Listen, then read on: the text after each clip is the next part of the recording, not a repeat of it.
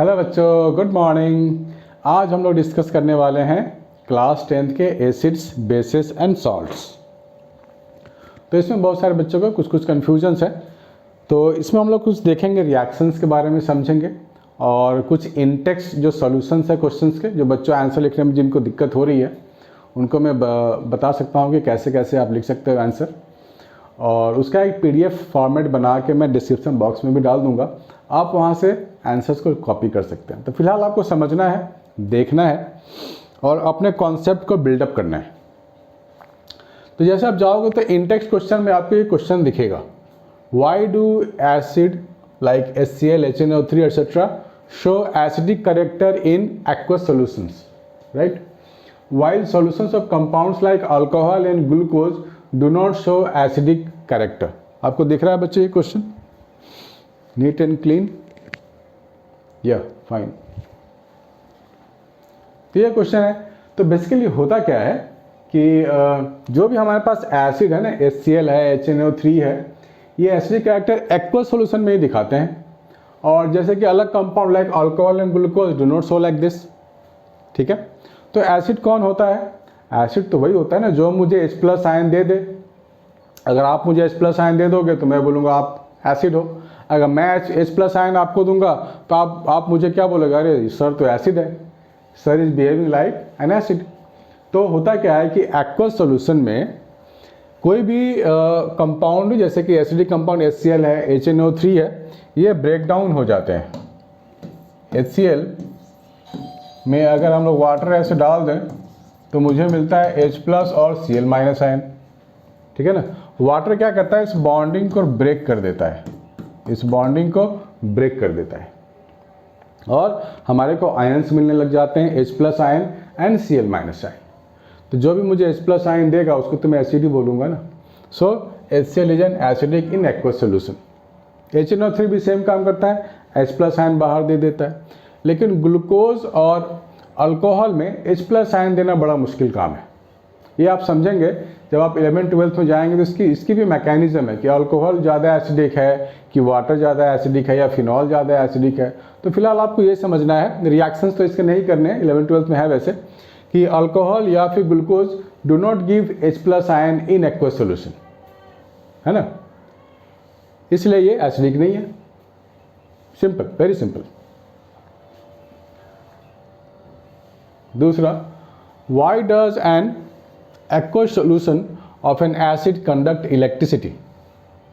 ठीक है ना, Y does an aqueous solution of an acid conduct electricity? क्योंकि aqueous solution में क्या होगा, जहाँ वाटर होगा उसी को बोलते हैं aqueous solution। और उसमें होगा क्या, उसमें हमें आयंस मिलेंगे फिर से। अगर आप HNO3 की बात करो तो ये मुझे क्या देगा? H+ एंड NO3- देंगे, किसमें? वाटर के प्रेजेंस में, यानी कि aqueous solution में। तो आयंस जहाँ भी आपको मिलेंगे दे कंडक्ट इलेक्ट्रिसिटी, है ना। मोबाइल आयंस होते हैं, मोबाइल मीन्स वो घूमते हैं, ये बात करें वाले मोबाइल नहीं। The ions that is means H+ and NO3- keep moving in the solution and they generate electricity. Question number 3, why does dry HCl gas not change the colour of the dry litmus paper? अब हम dry HCl की बात करेंगे तो देखो, water के presence में क्या होता था, वाटर ने इसके H और Cl के बॉन्ड को ब्रेक कर दिया।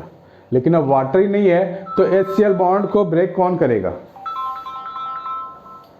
ठीक है, जब वाटर ही नहीं है तो H और Cl बॉन्ड को ब्रेक करने वाला कोई कंपाउंड ही नहीं है हमारे पास, यानी कि H+ आयन देगा ही नहीं, है ना। अगर हम HCl की बात करें और यहाँ लिखते ड्राई, नो वाटर, तो हमारे को H+ आयन मिलेगा क्या?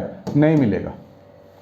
ठीक है ना, तो H+ आयन मिलेगा ही नहीं तो लिटमस पेपर का तो कलर टेस्ट चेंज होगा ही नहीं। लिटमस पेपर को तो H+ आयन से मतलब है, जो H+ आयन देगा लिटमस फिर अपना रिएक्शन दिखाएगा। लेकिन जब लिटमस पेपर को H+ आयन मिलेगा ही नहीं तो कुछ भी नहीं दिखाएगा, बोलेगा भैया मेरे को तो मिला ही नहीं H+ ion, so I can't do anything. ठीक है ना, तो ये सब चीज़ें आपको लिखनी है एग्जाम में।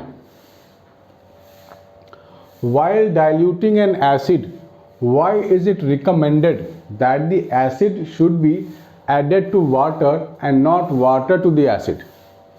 ये देखा गया है कि अगर आपके पास वाटर है बीकर में, वहाँ पे आप एसिड डाल रहे हो तो it is an exothermic reaction, बहुत सारा हीट बाहर निकलता है तो वहाँ पे बर्न के केसेस मिले हैं इनिशियल स्टेजेस में।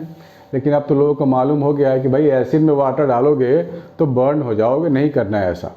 हाँ, जब आपके पास एसिड है उसमें आप अगर बूंद बूंद वाटर डालोगे तो that is not an exothermic reaction, तो आप बर्न होने से बच जाओगे। ठीक है, ये सब आंसर आप बड़े आराम से लिख सकते हो, इसमें किसी की कॉपी करने की ज़रूरत नहीं है, इसमें बहुत परेशान होने की ज़रूरत नहीं है। अगर आप समझ गए हो अपने लैंग्वेज में बड़ी आसानी से खुद से लिख सकते हो। How is the concentration of hydronium ion H3O+ affected when solution of N acid is diluted. यहाँ पे थोड़ा आपको समझना है कॉन्सेंट्रेशन क्या होता है ना। एक वर्ड आपको मिला है कॉन्सेंट्रेशन। देखो केमिस्ट्री में कॉन्सेंट्रेशन का मतलब होता है एक तरीका क्वांटिटी को दिखाने का, क्वांटिटी को दिखाने का कॉन्सेंट्रेशन केमिस्ट्री में कहते हैं। जैसे कि आप बाज़ार जाओगे, भैया 1 किलो चावल दे दो, 2 दर्जन केले दे दो, तो ये बाज़ार की भाषा है, जो लेमन लैंग्वेज है, जो हम लोग कोई सामान खरीदते हैं तो ऐसा बोलते हैं, क्वांटिटी की बात होती है। कॉन्सेंट्रेशन केमिस्ट्री में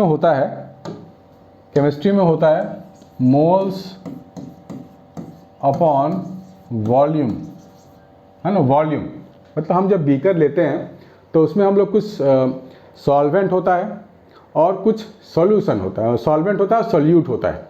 मान लो आपने वाटर लिया, NaCl डाल दिया, एसिड लिया, बेस डाल दिया, तो उसमें एक सॉल्वेंट होगा और एक सॉल्यूट होगा।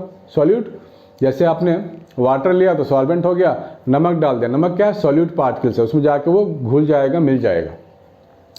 तो यहाँ पे कॉन्सेंट्रेशन का मतलब है कि कितना मोल आपने डाला है सॉल्ट, और पूरा वॉल्यूम कितना है, वॉल्यूम ऑफ लिक्विड यानी कि वाटर कितना है, उसकी बात हो रही है।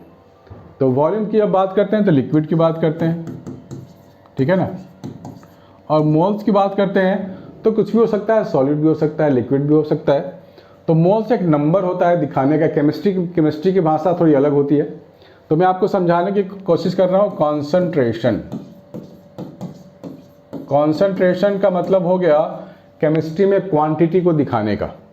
तो यहाँ पे बात हो रही है कि अगर हम एसिड डाल दें, तो यहाँ हम लोग क्या डाल रहे हैं, मोल्स, यानी कि एसिड की बात हो रही है। यहाँ हो गया पूरा लिक्विड, पूरा का पूरा लिक्विड। इस पूरे चीज़ को हम लोग बोलेंगे कॉन्सेंट्रेशन। लिक्विड कितना क्वांटिटी लेते हैं, एसिड कितना क्वांटिटी लेते हैं, ये डिपेंड करता है ना। 2 मोल, 4 मोल, 5 मोल, मतलब मोल्स क्या है, नंबर है वो भी एक। तो मोल्स आप 11th में समझोगे। फिलहाल ये समझ लो क्वांटिटी है, ऊपर में सॉल्यूट वाला क्वांटिटी, नीचे है पूरे जो सॉल्यूशन बना उसका वॉल्यूम। इस पूरे चीज़ को हम लोग बोलते हैं कॉन्सेंट्रेशन। मान लिया आपने 1 kg एसिड लिया होगा, सपोज 1 किलो आपने एसिड लिया, उसको वाटर के साथ मिला दिया, तो पूरा वॉल्यूम ऑफ लिक्विड लेंगे डिनोमिनेटर में। तो डाइल्यूट का क्या मतलब है, डाइल्यूट करते जा रहे हैं मीन्स हम लोग वाटर ऐड करते जा रहे हैं, ठीक है ना। वाटर जब ऐड करेंगे तो ये जो लिक्विड की क्वांटिटी है तो बढ़ती जाएगी, ठीक है ना। लिक्विड क्वांटिटी जब बढ़ेगी तो ये पूरी जो क्वांटिटी है कॉन्सेंट्रेशन, ये तो कम हो गई, डिनोमिनेटर में है ना। कॉन्सेंट्रेशन हमने क्या लिखा, कॉन्सेंट्रेशन हमने लिखा है एसिड, इस क्वेश्चन के according, divide by total volume, ये हमने लिखा है कॉन्सेंट्रेशन।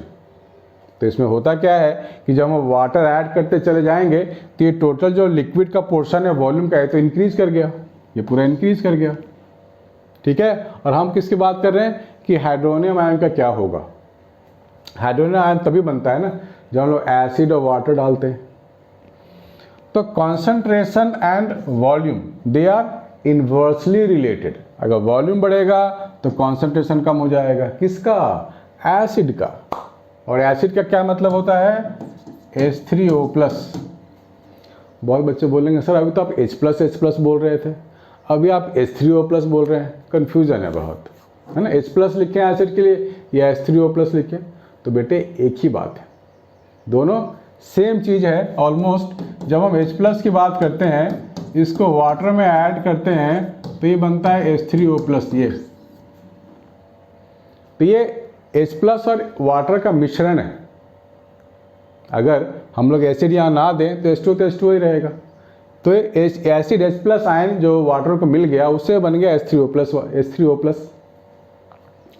तो एसिड हमारे को जो मिला है H3O+, इसकी कॉन्सेंट्रेशन पूछा गया, हाइड्रोनियम आयन कॉन्सेंट्रेशन बताइए क्या होगा। अब ये वॉल्यूम बढ़ता जाएगा तो कॉन्सेंट्रेशन कम होगा।